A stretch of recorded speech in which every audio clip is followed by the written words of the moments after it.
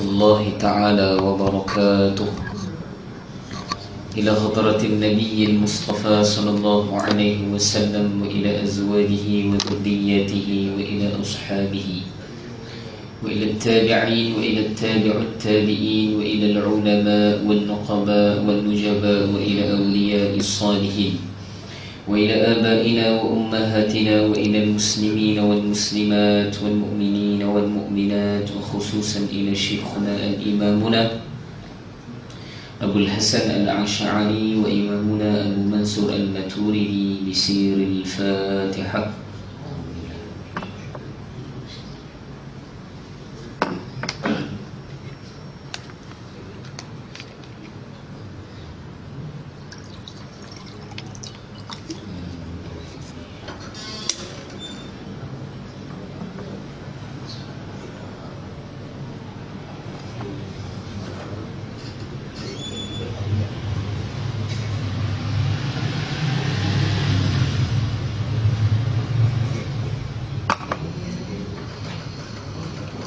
بسم الله الرحمن الرحيم وبه نستعين على أمور الدنيا والدين. الحمد لله رب العالمين. إن الحمد لله نحمده ونستعينه ونستهديه ونستغفره ونؤمن به ونتوكل عليه ونعوذ بالله من شرور أنفسنا ومن سيئات أعمالنا. من يهده الله فلا مضل له ومن يضلله فلا هادي له. نشهد أن لا إله إلا الله وحده لا شريك له ونشهد أن سيدنا ونبينا ومولانا وحبيبنا وطبيبنا وإمامنا محمدا عبده ورسوله لا نبي بعده. اللهم صل وسلم على نور الأنوار وسير الأسرار وترياك الأغيار ومفتاح باب اليسار سيدنا ومولانا محمدا المختار وآله أطهار وأصحابه الأغيار عدد نعم الله وإفضاله. فقال سبحانك لا علم لنا إلا ما علمتنا إنك أنت العليم الحكيم. فقال رب اشرح لي صدري ويسر لي أمري واحلل عقدة من لساني يفقه قولي. اللهم اغفر لنا ما قدمنا وما أخرنا وما أصرنا وما أعلنا وما أسرفنا وما أنت أعلم به منا. أنت مقدم وأنت مؤخر لا إله إلا أنت يا مقلب القلوب. ثبت قلوبنا على دينك وعلى طاعتك. سبحانك إنا كنا من الظالمين ولا حول ولا قوة إلا بالله العلي العظيم. أما بعد. Sahabat fadilah, para alim ulama, para asatizah yang saya muliakan, tuan pengurusi Madrasah Raudah, seluruh jawatan kuasa madrasah, barisan para imam, para bilal, muslimin muslimat yang dirahmati Allah Subhanahu wa taala. Tidak saya lupa pada bunda saya, semoga Allah beri afiat insya-Allah, panjangan amin. Sihat semua? Sehujan ni sihat itulah. Saya pun tak berapa sihat ni. Sihat yang macam mana tu Ustaz? Macam-macam tak sihat ni PKP ni. Biasalah. Yang tahu-tahulah. Pertama sekali syukur pada Allah Subhanahu wa taala atas kasih sayang daripada Allah. Allah masih pilih kita lagi untuk duduk dalam majlis ilmu agama Allah Subhanahu wa taala. Kita doakan berpanjangan kebaikan, berpanjangan keselamatan kita, khususnya di Malaysia ni, khusus di kawasan kita ini, untuk kita istiqamah, adakan pengajian secara bertalaqi. Kena banyak doa, kena banyak doa. Bahkan musim hujan ini, para ulama sebut hujan ni rahmah. Hujan ni rahmah, kebaikan untuk kita. Bahkan para ulama sebut di dalam hadis baginda Nabi SAW, selalunya bila hujan ni apa berlaku? Bunyi kata. Betul, bunyi kata. Adanya larangan baginda Nabi SAW yang menyebut bahawa tidak boleh kita mengajuk suara kata. Tak boleh. Tak boleh. Nabi pernah menghalang perbuatan ini yang pernah dilakukan oleh sahabat-sahabat baginda Nabi. Nabi menghalang. Dan dalam beberapa riwayat yang lain Nabi sebut sesungguhnya kata ini mereka berzikir kepada Allah Ta'ala dengan lafaz Subhanal Malikil Quddus. Subhanal Malikil Quddus. Kita dengar ong tu, sebenarnya Subhanal Malikil Quddus, Subhanal Malikil Quddus. Apa tujuan dia? Untuk meminta rahmat untuk manusia lagi. Dapat? Jelas? Dapat Kerana hukum tidak boleh makan dia. Itu salah satu dia. Dan para ulama sebut dia bertakluk bukanlah kerana kata. Para ulama sebut dia bertakluk pada haiwan yang dua alam. Itu kalau bab halal dan haram lah. Itu bab yang lebih khusus kalau kita nak bahaskan. Akan tapi tidak boleh mengajuk suara dia. Sebab dia juga ulama sebut dialah juru kepada keselamatan kita. First aid kita ni, antara first aid kita ni yang awal-awal tolong kita, bukan tolong waktu sakit, cegah awal lagi. Tugas katak ini kenapa antara tidak boleh makan dia? Sebab ini dia memakan 3 jenis K.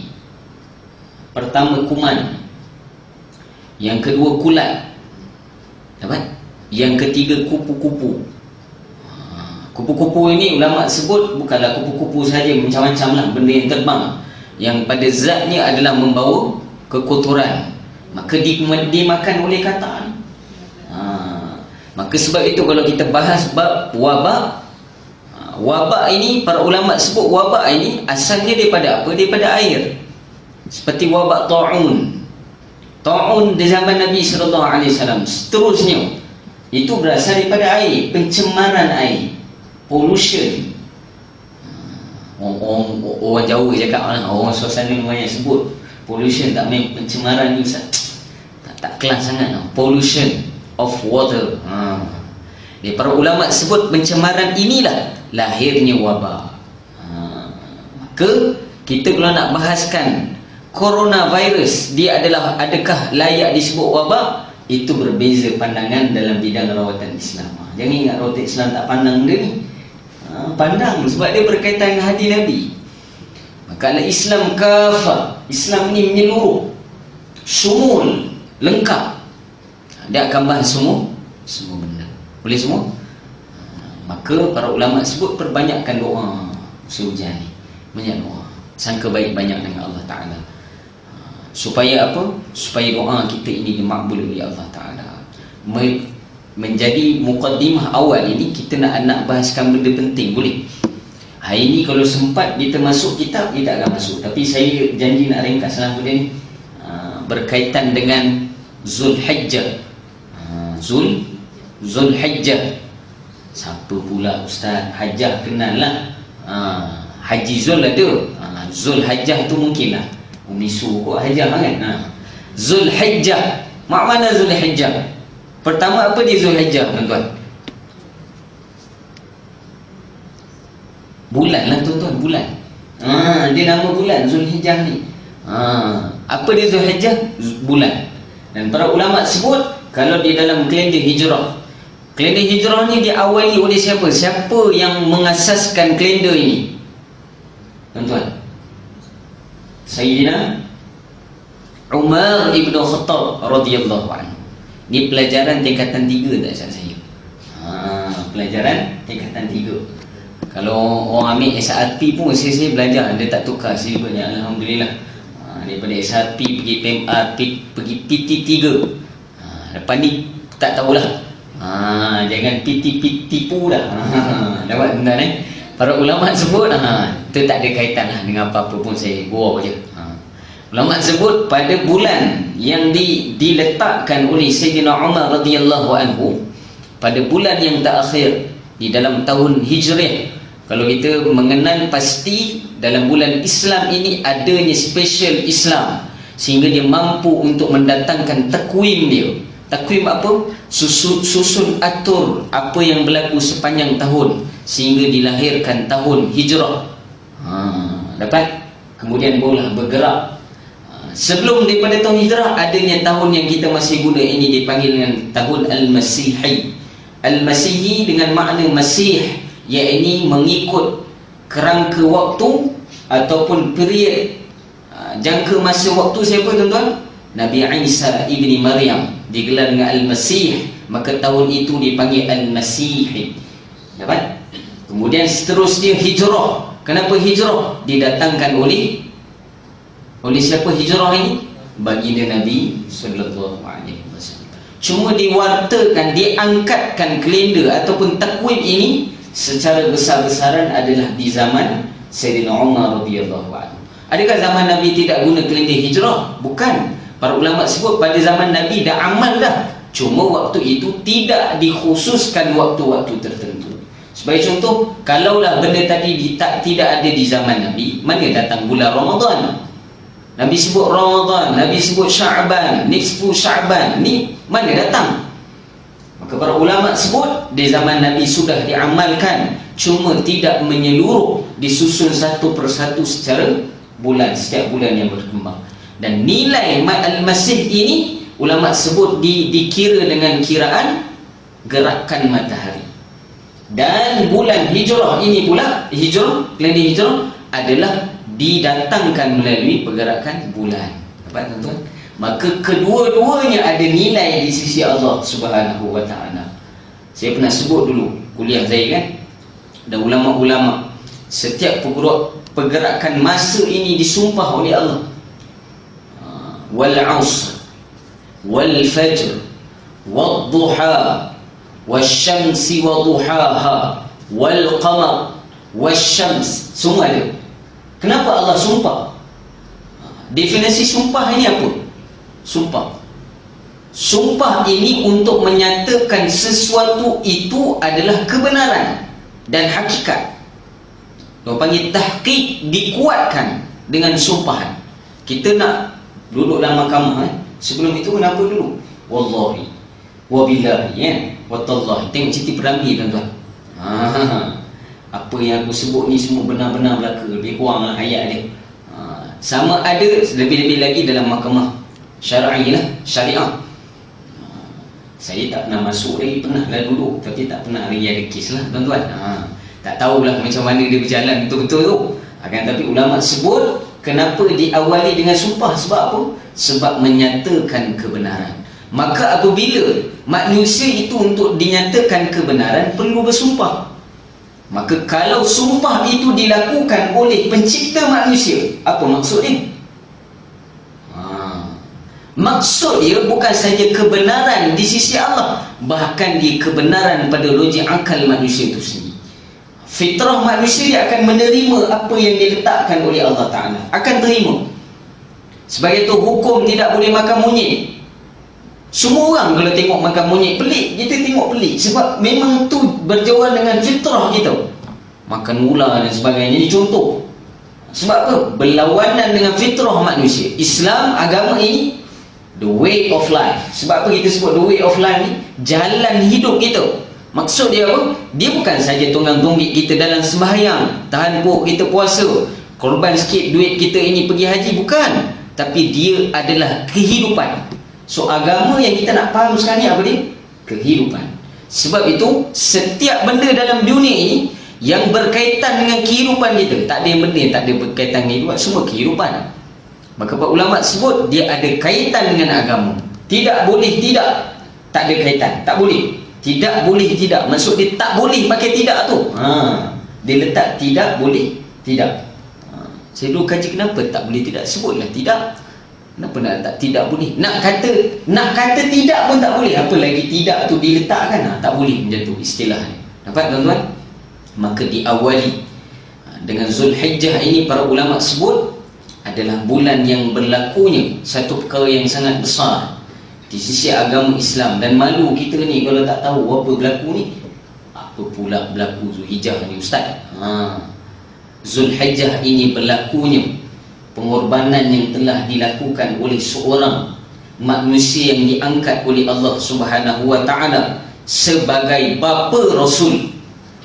Siapa bapa Rasul tuan-tuan? Bapa Rasul siapa? Bapa manusia Adam. Bapa Nabi, bapa Rasul apa? Nabi Ibrahim alaihi salam. Abina Ibrahim Hanifa. Itu dalam zikir Nabi pagi petang. Syekh Syahid Syekh Hasan Al-Banna, dia catat dalam riwayat-riwayat hadis yang sahih, dia letakkan zikir pagi dan petang, dinamakan Al-Maghfurah. Maghfurah dia dua, kubra satu, sughra satu, dua-dua dia letak. Adanya doa ala millati abina, di atas millah, jalannya bapa kami. Siapa bapa kami ni? Nabi sebut bapa Rasul. Millati abina Ibrahim Hanifa. Ibrahim siapa? Nabi Ibrahim alaihi salam. Dapat tuan-tuan? Maka ulama sebut cerita besar dalam Zulhijjah ni apa? Adalah Nabi Ibrahim alaihi salam. Jelas? Maka bermula satu Hijjah bila? Berapa ni bila? 2 hari lepas kan? Hari Rabu kan? Hari Rabu 2 hari lepas lah kan? Ini yang Jumaat. Maka bermulanya para ulama sebut pada hari itu bermulanya nilai. Sebab para ulama sebut setiap benda yang disebut oleh Allah Ta'ala di dalam Al-Quran, maka dia adalah berbentuk nilai. Maksud nilai ni maksud dia berharga. Manusia kalau nak tahu satu-satu benda, okey, setiap benda keliling kita ini, siapa yang letak nilai bagi perkara tadi? Kita lah letak nilai. Betul? Kita ni bernilai sebab manusia letak nilai pada dia. Dan ulama sebut dia ada nilai sebab dia bersandar pada manusia, sebab tu dia ada nilai. Cuba kita ni bersandar pada lembu, ada nilai? Dia bersandar pada lembu. Tak ada lembu yang beli kereta. Ada? Tak ada. Lembu dijadikan kereta, kereta lembu. Ada nilai sebab dia bersandar pada manusia. Setiap benda dalam dunia selain pada manusia, dia ada nilai apabila disandarkan kepada manusia. Maksud disandar pada manusia, dia memberi manfaat kepada manusia itu sendiri. Sebagai contoh, besi pada dulunya tidak ada nilai, dia berada pada bawah tanah. Tapi para ulama sebut bila dinilai oleh manusia, maka dia jadi motor. Dia boleh bergerak di atas jalan darat, dan dia juga boleh bergerak di atas air, jadi kapal. Boleh terbang pula kat langit. Manusia itu yang letak nilai, dia pun tak boleh terbang. Dia kena pakai besi juga untuk terbang. Para ulama sebut ini nilai yang diletak oleh manusia. Maka manusia pula kalau nak bernilai, dia kena sandar kat siapa? Sebab tu ulama sebut kalau kita rasa diri kita ni tinggi nilai kita ini, tinggi nilai ni, kalau kita nak sandar pada barang ni, salah faham sebenarnya. Benda tu dah lah sandar pada kita untuk kita ada nilai. Akan tapi sekarang ni kita pula nak sandar kat dia untuk kita pula ada nilai. Nilai aku sekarang ni, aku kaya, sebab tu aku nilai. Sebab apa kau kaya? Sebab kau banyak harta, banyak kereta, contoh. Padahal semua benda ini bergantung pada manusia untuk dinilai. Maka ulama sebut nilai kita ini diiktiraf oleh siapa? Oleh Allah Subhanahu wa ta'ala. Maka yang meninggikan nilai manusia itu sendiri apa dia? Ibadah yang dilakukan oleh manusia itu. Dapat? Sebab apa kita tak faham nilai ibadah? Sebab kita tak terjun dalam nilai itu. Kita duduk dalam nilai makhluk. Dapat? Kita duduk dalam nilai yang benda yang kita nilai sendiri. Kita duduk dalam benda itu. Sebab tu kita tak tahu nilai kita besar mana. Bila kita duduk dalam nilai agama, barulah kita bersandar pada perkara yang betul, barulah kita ini dinilai oleh Allah Subhanahu wa ta'ala. Sebab tu manusia, ulama sebut bila dia tinggalkan dunia ini, yang bernilai bagi dia apa? Ibadah dia kepada Allah, keyakinan, keimanan dia kepada Allah, dan amal soleh yang dibawa menghadap Allah Subhanahu wa ta'ala.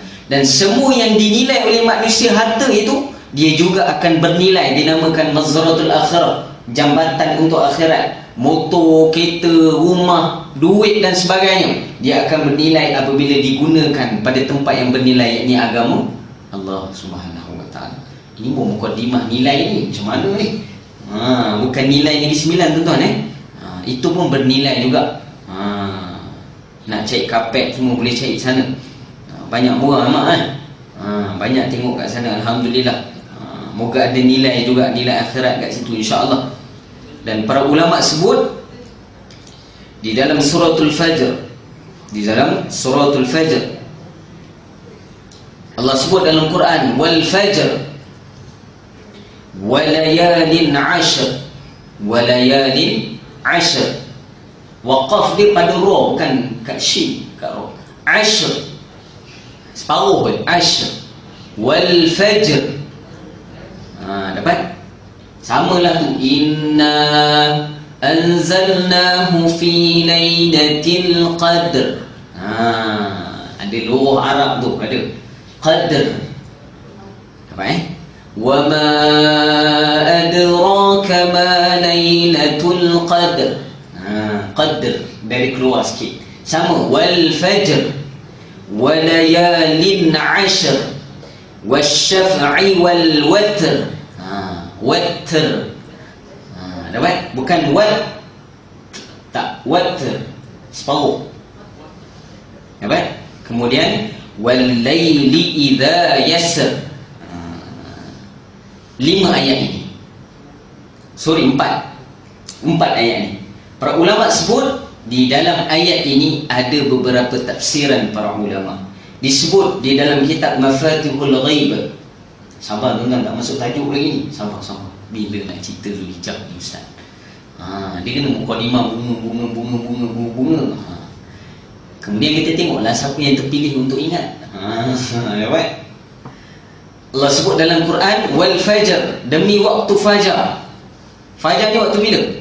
Bukan fajar, dulu ada nama kompleks kan, nama mall, nama fajar. Zaman ni tak ada dah. Dulu ada fajar dulu. Bukan fajar tu tuan-tuan, wal fajr. Sebab Tok Guru saya banyak sebut fajar dulu. Wal fajr, bukan fajar tu, saya teringatlah sebut. Wal fajr, demi waktu fajar. Fajar waktu bila tuan-tuan? Pagi ni bila?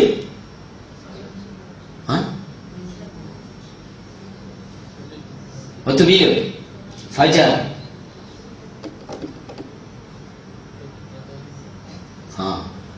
Orang majlis fiqah mesti dia tahu bab fajar ni. Waktu subuh. Ingat tak kita berpuasa mula terbit fajar. Fajar pula ada 2. Satu fajar sadiqah. Yang kedua, yang pertama fajar kazib. Yang kedua fajar sadiqah. Ada 2 fajar. Satu fajar kazib, fajar penipu. Fajar pun ada penipu, ya. Ada yang menipu kita dengan warna cahaya. Ada sebelum waktu subuh dinamakan waktu fajar kazib. Beberapa minit selepas itu barulah masuk waktu imsak. Sebelum itu adanya nama fajar kazib. Ini kalau istilah ilmu falak. Dan turun kepada fajar sadiqah, barulah masuk as-subuh, yakni subuh. Dan waktu itu di antara waktu malam nak datang kepada waktu fajr ini saja ada 3 nilai waktu yang disebut tulu'u syams, sebelum berlakunya keluarnya cahaya. Bukan cahaya ni, maksud saya cahaya ni sinaran. Sinaran bukan mentari itulah lagu. Sinaran dengan pancaran lain. Sinaran itu nur, dapat? Pancaran itu pagi tu, matahari keluar tu, waktu syuruq, waktu keluar tu. Para ulama sebut itu barulah disebut dengan pancaran. Sinaran sebelum itu, sinaran ada 3 jenis. Kalau ingat lagi lah. Pertama dengan nur. Sudah, Nadia ingat? Nur pertama dengan nurul bugur. Sudah, apa benda pula ustaz ni? Tak apalah, saya ringkas cerita. Pagi subuh inilah dinilai oleh Allah Subhanahu wa ta'ala. Pada waktu pagi ini dinilaikan waktu bagi kita. Ada 2 waktu subuh yang sangat bernilai di sisi Allah, sehingga dinamakan sebagai perayaan, yakni dinamakan ia dengan Aidul Fitri dan Aidul Adha. Dua waktu subuh yang bernilai disebut secara nyata oleh Allah Ta'ala, yakni pada waktu Para ulama sebut ketika itu azan dah ustaz, dah habis dah ni, kata nak cepat. Para ulama sebut pada waktu subuh itu, itulah dinilai. Apa beza di antara Aidul Fitri dengan Aidul Adha? Apa beza? Kenapa adanya takbir sehari saja dibenarkan pada Aidul Fitri, sedangkan Aidul Adha disunatkan untuk 3 kali, 3 hari? Panjangnya takbir raya itu benda sebut. Sebab apa? Semua ada alasan. Cuma pada awal yang kita nak faham, Aidul Fitri itu dinamakan hari fitri, hari fitrah manusia. Sebab itu dinamakan, nama dia adalah diberikan oleh ulama kita sebagai hari penghargaan daripada Allah Subhanahu wa taala. Penghargaan sebab apa? Sebab kamu susah payah di dalam membaiki diri kamu pada madrasah Ramadan, maka penghargaan bagi Allah Ta'ala bermulalah pada pagi subuh, dan pada awal malam maghrib itu sehingga subuh akhir itu diakhirkan dengan subuhnya hari kedua, dapat hari kedua Syawal itu, maka nilai itu dinamakan penghargaan bagi Allah. Aidul Fitri. Aidul Adha hari apa pula? Itu adalah dinamakan oleh ulama dengan Aidul Ihtiram. Aidul Ihtiram maksudnya apa? Hari penghormatan. Penghormatan. Apa yang dimaksud dengan penghormatan di sini? Dia bukan sahaja bermula pada Aidul Adha, dia sudah bermula pada awal, yakni 1 Zulhijjah. Sebab tu Allah sebut wal fajr. Wal fajr di sini disebut dengan apa? Hari raya Aidul Adha. Kemudian Allah sebut dalam Quran apa? Walayalin 'ashr, dan demi 10 malam. Walaya dan demi layani malam, asyar 10, demi malam yang 10. Malam yang 10 tu apa? Kata Al-Imam Fakhruddin Ar-Razi di dalam tafsirnya Mafatihul Ghaib, juga ditulis di dalam tafsir At-Tabari, juga di dalam tafsir para ulama yang lainlah, banyak kitab tafsir pada awal menandakan pada 10 ini Allah sumpah. Allah sumpah dengan 10 malam yang berlalu ini, 10 daripada awal 1 Zulhijjah sehingga 10 Zulhijjah. Tak masuk lagi 12, 13 tu tak masuk tu. Cerita yang ni dulu 1 sampai 10 Zulhijjah. Para ulama sebut pada hari ini adalah hari permintaan kita. Hari permintaan. Saya mudahkan tu, kan cerita bunga lagi pening ni. 10 yang disumpah oleh Allah Ta'ala daripada 1 hingga 10 Zulhijjah adalah hari permintaan kita kepada Allah Subhanahu wa Ta'ala. Dalam 7 hari, 1 sehingga 7 Zulhijjah, betul? Yang saya ada share tu dalam grup tu, tengoklah tuan-tuan. Kalau ada kat kita tu, tengok. Pada hari itu para ulama sebut itu adalah hari yang di mana Nabi Ibrahim alaihi salam meminta kepada Allah Subhanahu wa taala. Waktu ini 1 hingga 7. Ini dibahas oleh para ulama gitu. Jom saya tengok yang 7.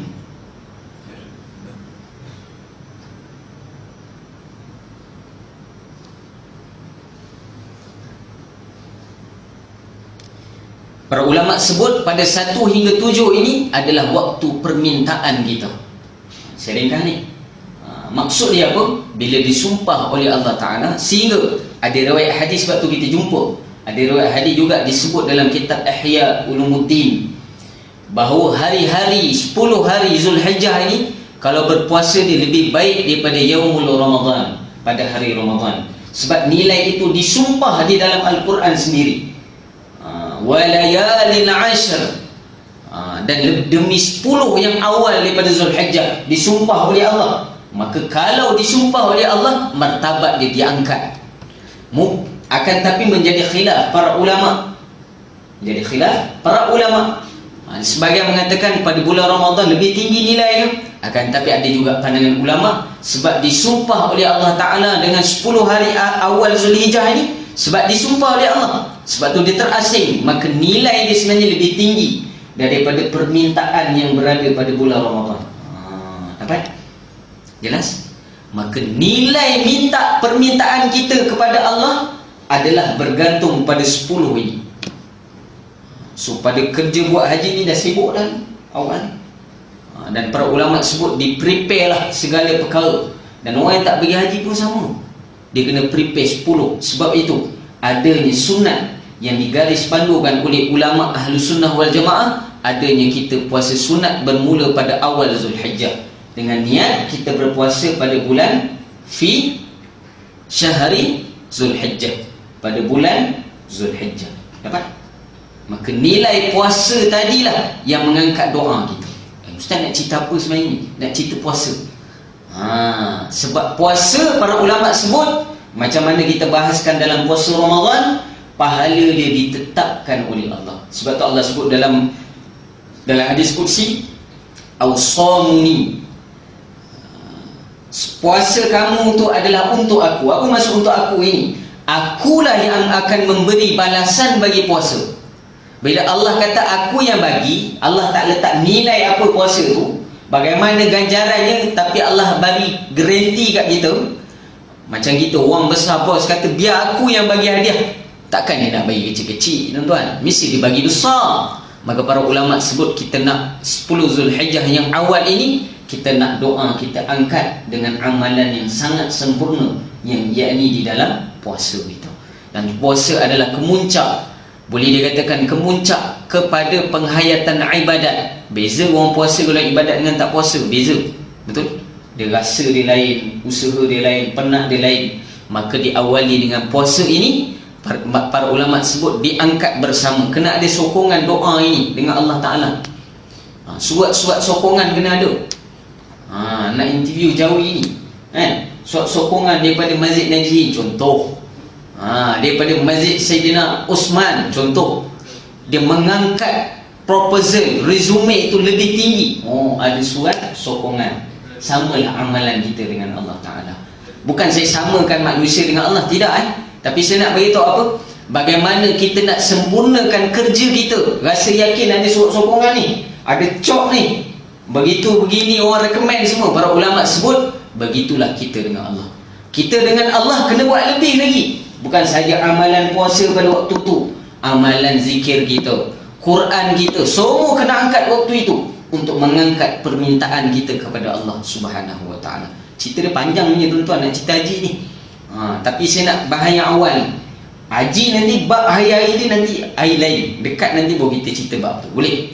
Tapi nilai awal saya nak sebut, Allah sebut dalam Quran, dan Allah sumpah. Saya conclusion kan, saya mudahkan nak faham. Pada hari ini adalah hari permintaan. Kena minta. Dapat? Segala hajat waktu ini kita minta. Dan saya nak sebut perkara ini mungkin juga kita tak dapat dah tahun depan. Dan ini berlaku hanya setahun sekali saja 10 ini. Dia tak akan berulang dah. Maka para ulama sebut kemuncak nanti adalah pada hari, bukan Yaumul Arafah, dia ada nilai tu. Dia apa nama, tarwih, hari tarwih kan. Kemudian hari Yaumul Arafah, kemudian Nabi di Muzdalifah. Tu nanti kita akan cerita tu, pergerakan tu. Tapi yang nak faham ni awal ni, persiapan amalan itu. Dan kemuncak dia angkat doa itu, tu hari lain kita cerita. Boleh? Cerita, bukan tidak panjang nanti ni. Dan para ulama sebut prepare-nya kita ini adalah pada awal Zulhijjah. Boleh semua insya-Allah. Saya pun tak dapat puasa lagi ni awal Zulhijjah ni. Badan tak sihat, demam lagi rasa badan. Usahalah dengan amal-amal soleh. Waktu inilah nak doa, projek-projek masuk. Time ni nak doa ni. Ustaz boleh ke doa projek? Salahnya Nabi sebut dalam hadis, hendaklah kamu minta pada Allah ni walaupun sekeping roti. Sekeping roti pun dia minta dengan Allah. Pernah minta? Ya Allah, nak roti canai. Rendah sangat ustaz minta dengan Allah. Allah suruh minta. Betul? Dan ulama sebut, adakah kita guna medan permintaan ini segala secara maksimum? Tak. Kemudian kita yang buta asa, tak apalah, dah tak ada rezeki. Padahal minta pun belum. Kita bukan kat syurga tuan-tuan, fikir je jadi tak. Dunia darul asbab. Selalu orang sebut, Ustaz, dunia darul asbab. Darul asbab ni bukan kerja saja. Asbab juga dengan amal kita. Amal adalah asbab. Amal adalah asbab. Perantara nak Allah cinta pada kita, kena amal lah. Dapat? Itulah lumrah orang cinta. Kalau orang dah cinta dengan satu orang, dia nak buat benda yang orang tu tak suka, dia berani buat ke? Tak berani, tuan-tuan. Lagi belum kahwin lagi, baru tunang. Baru nak tunang, nak menganak bapaknya. Lagilah kena jaga. Para ulama sebut samalah kat kita.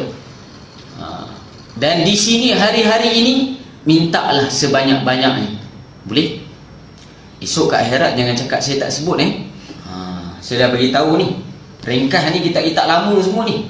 Bawa aja kita tak cerita. Sebab dah baca dulu. Ringkas je lah. Kan dah baca kan tak jadi nanti. Tak jadi bahas betul-betul. Cuma saya nak ringkaskan di sini melalui apa yang disebut oleh para ulama. Bila saya sebut para ulama, mereka telah dapat apa yang patut mereka dapat. Maksud dia, mereka ini tidak boleh sebut melainkan mereka telah dapat nikmat itu. Maka kita gunakan waktu kita, kita gunakan peluang kita. Bukan masuk Islam ni tak ada benefit ni, benefit dia. Pergi kerja, interview apa benefit? Nak apply insurans, takaful prudential PSN, apa lagi? Linking lah apalah, linking nama cerita. Apa-apalah insurans, apa benefit yang saya dapat? Pulangan saya kalau saya hilang cacat kekal, macam ejen insurans kan, hilang separuh badan ni ataupun penyakit kritikal, apa pulangan yang saya dapat? Okey, encik akan dapat 500,000, akan dapat 2 juta.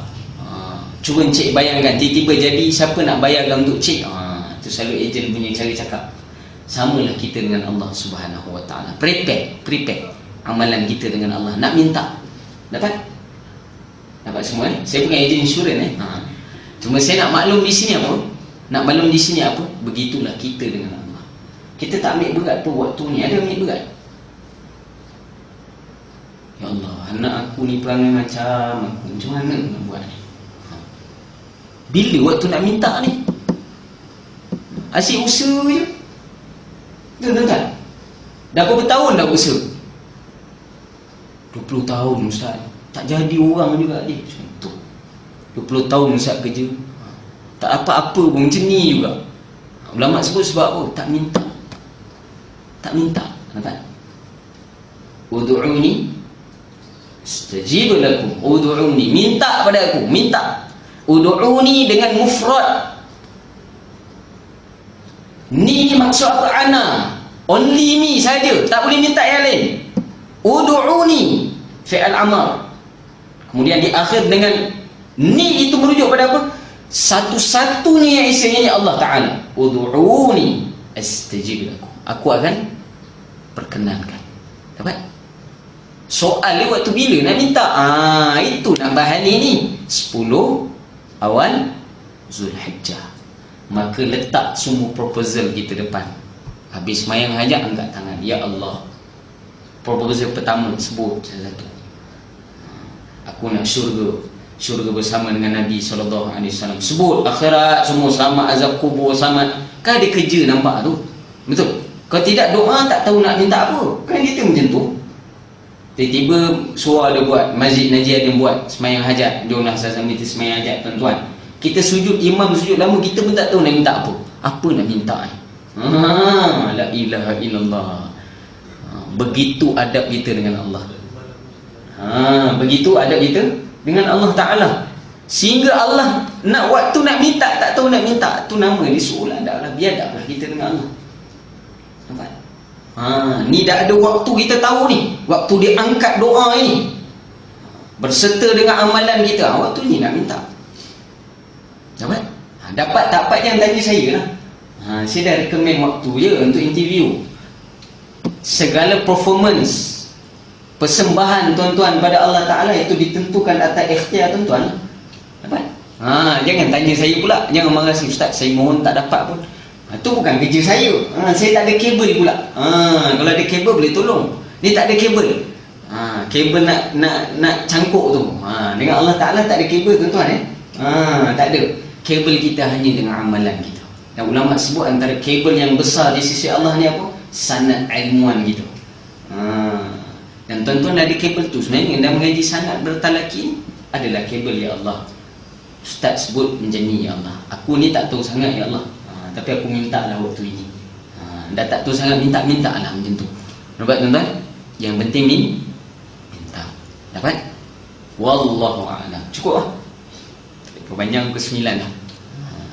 Jelas? Ada soalan tak?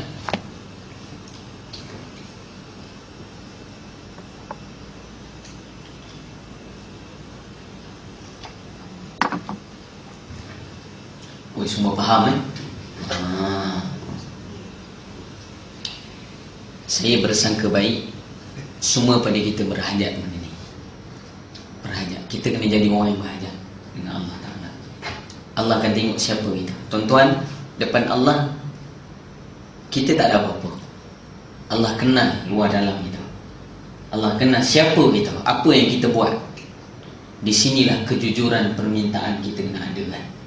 Maka pada hari-hari yang diangkat, disumpah oleh Allah, maka hari inilah kita serah segala-galanya. Semua kita menjadi mereka yang dihargai oleh Allah di akhirat esok. Kalaupun di dunia ni Allah tak hargai kita, bukan Allah tak hargai manusia, tidak hargai kita, akan tapi di akhirat kitalah antara orang yang bakal memegang buku catatan amalan tangan kanan dan mengatakan pada orang lain, aku telah masuk syurga Allah Subhanahu wa ta'ala. Bagaimana sifat orang mukmin di akhirat? Dia akan pegang buku catatan amalan tangan kanan dia, dan dia akan sebut pada mereka yang tidak beriman pada Allah, mereka yang kafir pada Allah Ta'ala, mereka yang tidak yakin dengan amal agama ini, tak yakin semua. Dia akan tunjuk, ini adalah kejayaan aku yang besar, ini masuk ke dalam syurga Allah Ta'ala. Maka para ulama sebut, ketika itulah bermulanya penyesalan ahli neraka. Bila telah diputuskan siapa masuk ke dalam syurga dan siapa masuk di dalam neraka, ketika itu datangnya dua benda. Pertama, penyesalan bagi mereka yang diputuskan dalam neraka Allah, dan yang kedua, penyesalan juga ahli syurga. Ustaz, ahli syurga pun penyesalan, ada penyesalan? Ya, bahkan dia lebih besar penyesalan daripada ahli neraka. Sebab apa? Sebab di situ terhentinya usaha dia untuk dia menambah baik syurga dia. Dah habis dah, tak boleh buat usaha dah, tak boleh renovate dah, tak boleh tambah dah, apa pun tak boleh tambah. Para ulama sebut ketika itulah penyesalan yang paling tinggi oleh manusia apabila dia berada di dalam syurga Allah Subhanahu wa ta'ala. Jangan kita tergolong dalam mereka yang menyesal di akhirat esok. Kita usahalah doa yang baik-baik. Maka diawali kita dengan doa. Moga doa ini para ulama sebut akan membuahkan hasil niat yang baik dan perbuatan yang baik. 10 awal ini kita kena usaha dengan doa kepada Allah Subhanahu wa ta'ala. Boleh semua insya-Allah? Itu saya pada saya insya-Allah. Wabillahi taufik wal hidayah. Wassalamualaikum warahmatullahi taala wabarakatuh. Bismillahirrahmanirrahim. Alhamdulillahirabbil alamin wa bihi nasta'in ala umur dunya waddin. الصلاة والسلام على أشرف الأنبياء والمرسلين سيدنا ومولانا محمد وعلى آله وصحبه أجمعين.